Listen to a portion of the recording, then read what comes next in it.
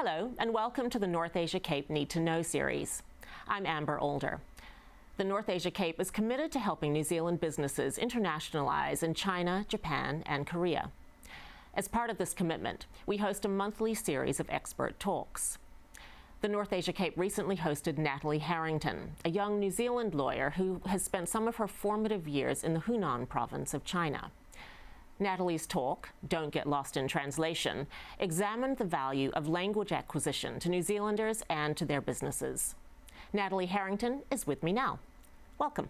Thank you. You use the term mismatch to sort of send a cautionary word about the way people and potential job applicants, we could say, might represent themselves in terms of their own language proficiencies. They might note that they are fluent or highly proficient in a language, given that they've had a 3-year language degree at university and maybe spent 3 months in a country of their language, that kind of thing.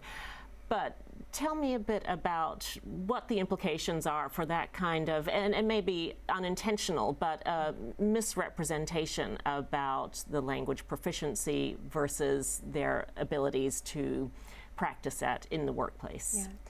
Look, I think to the extent there is a mismatch, I don't think there is often an intentional misrepresentation. I think some of it is around young New Zealand language learners not really understanding the limitations of their own abilities. So thinking, for example, well, I've got a degree in language Y with a minor in this other language, and I went on exchange and I've subsequently spent a couple of months in this country, therefore I am proficient and can take that to the workplace.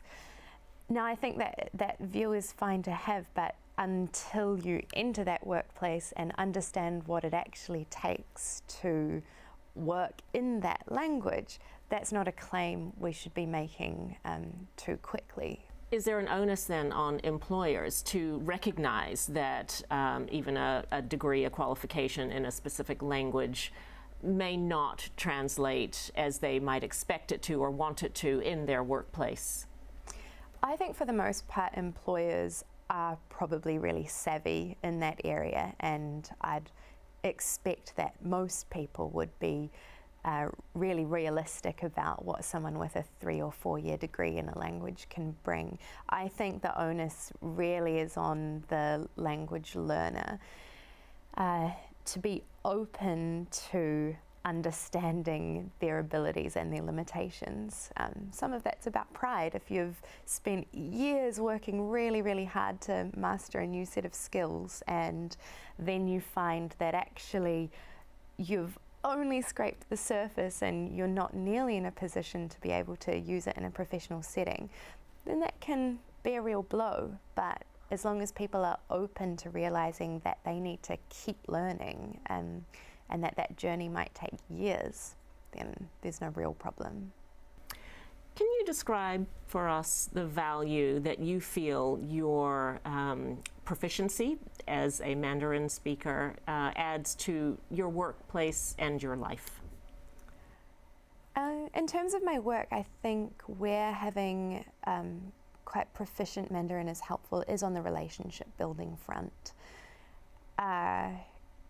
It is a really, really great way to build trust with other people, and I think you can say on paper, I've learned X language for 10, 15 years and therefore proficient, but it's not until you are actually face to face with someone and start a conversation that really hits home and can have an effect. So I think it's just so important to get into those face-to-face situations, use that language, demonstrate you have an understanding of the culture, and the difference in the way people interact with you is immediate and so obvious. Is it ever too early or too late to learn a second language or third language? I don't think it's ever too early. I've met people who learned a lot of languages really early on in life, and then because they were removed from those contexts and those languages became less relevant, they forgot them. but I don't think that matters. I think that has just laid the foundation for them being good language learners and being open to understanding other cultures. Of course it gets harder. So the later in life you start learning, the more effort you're going to have to put in. And for languages like Mandarin that are tonal, that can just be an insurmountable challenge for some people. But then again, there are people who can find the time and have the dedication to really give it a good go and have amazing results. And just a final question on that note, how do you keep up with and maintain your language skills? That's a tricky one. So I am really lucky enough to have an employer that supports my language learning. So they provide language classes for me. I was able to write a bit of a business case and say, look, I think it would be really useful for me to maintain my level. I know a teacher, this is how much it will cost. And yeah, my employer said, we agree, it's really useful, so we'll back you on that. I only have 1 hour of class a week, and that is definitely not enough to improve. It is just enough to maintain a certain level. But what I try to do is find as many situations where I'll have the chance to practice whenever I can, going overseas and being in those immersive environments.